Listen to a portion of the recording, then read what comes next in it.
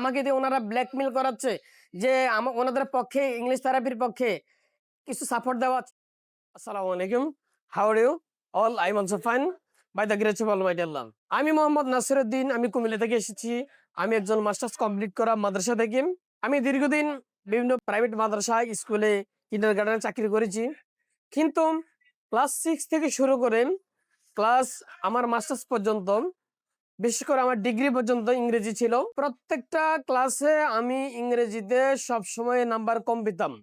এমনকি ডিগ্রিতে যখন আমি পড়ি, সেকেন্ড ইয়ারে আমার ইংরেজি ছিল, ইংরেজিতে আমি নাম্বার কম পাওয়ার কারণে আমার A+ মার্ক ছুটে গেল।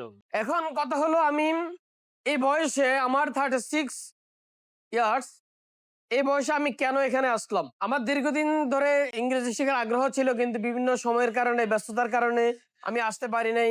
আমার পারিবারিক সমস্যার কারণে, টাকার সমস্যার কারণে। আমি 2022 সালে আমি সৌদি আরব থেকে এসেছি।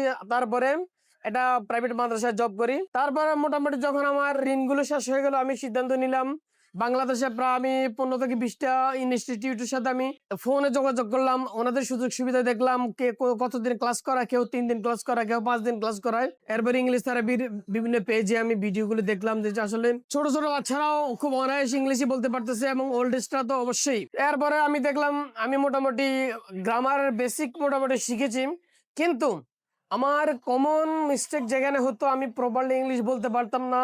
ইনস্ট্যান্ট একটা সেন্টেন্স আমি তৈরি করতে পারতাম না, ডেলিভারি দিতে পারতাম না। নিজে পারি, কিন্তু ডেলিভারি দিতে আমার প্রবলেম।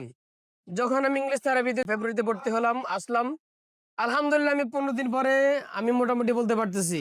ইংলিশ থেরাপি এমন একটা ইনস্টিটিউট, একটা মানুষের লাইফকে সম্পূর্ণরূপে চেঞ্জ করে দিতে পারে।